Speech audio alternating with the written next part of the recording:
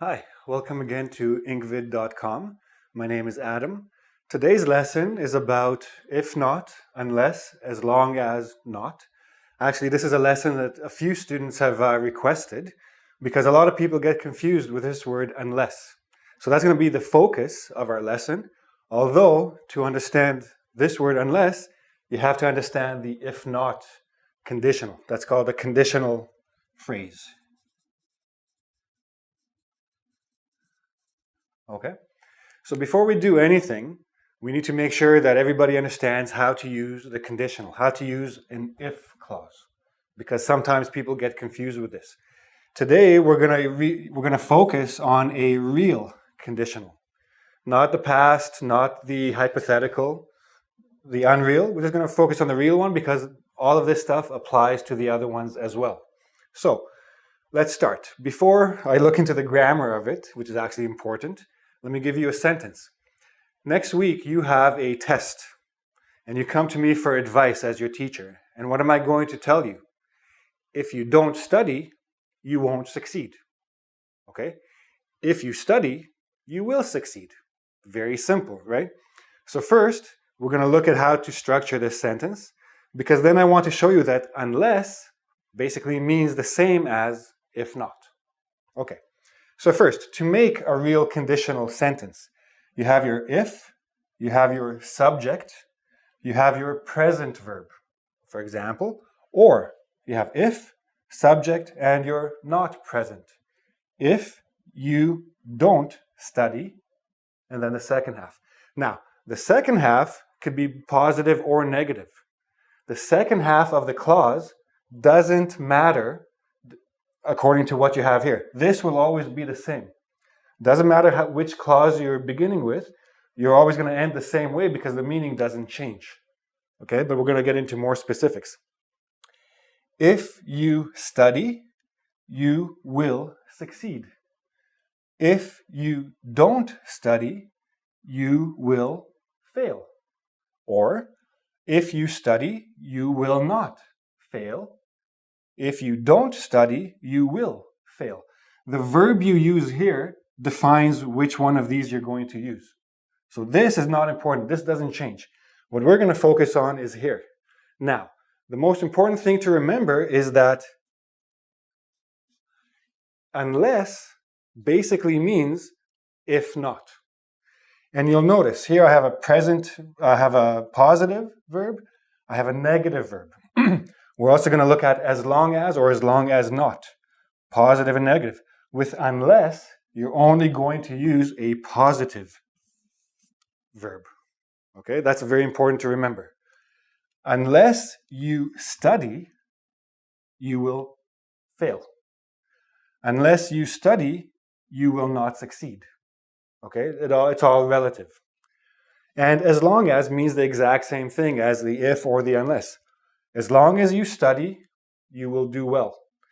As long as you don't study, you won't do well. Okay?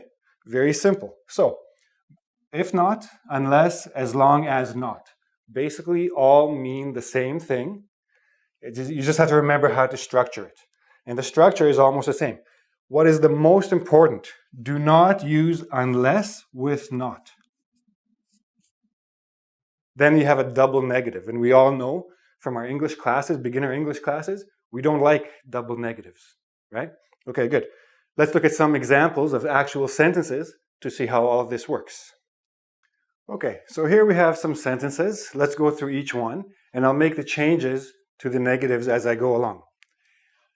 If you quit smoking, for all you smokers out there, if you quit smoking, you will feel better. If, subject, verb, will, verb, positive verb, etc. Or if you quit smoking, you won't feel bad. Now, what happens if I introduce the negative into the first part, right? If you don't quit smoking, what's going to happen? Or what will happen, excuse me. If you don't quit smoking, you'll feel better. Is that true? No. If you don't quit smoking, you'll feel bad. If you don't quit smoking, you won't feel good. Right? You made this the negative, you have to change the consequences. You have to change the condition that will happen after this is met. This is the difference, right? If you don't quit smoking, you'll feel bad. Let's look at this sentence. Unless you quit smoking, you will feel bad. Now, what's the difference between this sentence and this sentence with a don't? Nothing. It's the exact same. Here is the result. If you don't quit smoking, you will feel bad. Bad and bad. Do you understand what I'm saying? The unless is the same as if you don't. This is what we have to remember here. This is the negative included in the word. Now, usually when there's a negative in a word, everybody can understand it. In the word unless, there's nothing to tell you it's a negative, except maybe the word less, but not really, right? So you have to be very careful to remember this means if not, okay? Unless you quit smoking, you won't feel good. You won't feel good. Same thing. But the don't and the unless go together. Same meaning. As long as you smoke, now here I have the verb smoke. Here I put quit smoking. I went to the opposite verb, smoke. As long as you smoke, you will feel bad. As long as you don't smoke, what is the consequence? You will feel good. What do you know? Don't changes the consequence. Don't changes the consequence.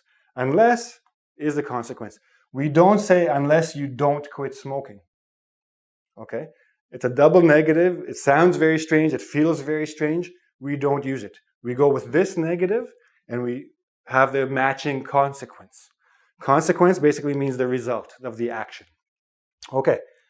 I hope this is pretty clear. Anyway, go to ingvid.com. There's a quiz there. You can also ask me questions. Don't forget to check out the video on YouTube as well and subscribe to my channel. And I'll see you again real soon. Bye.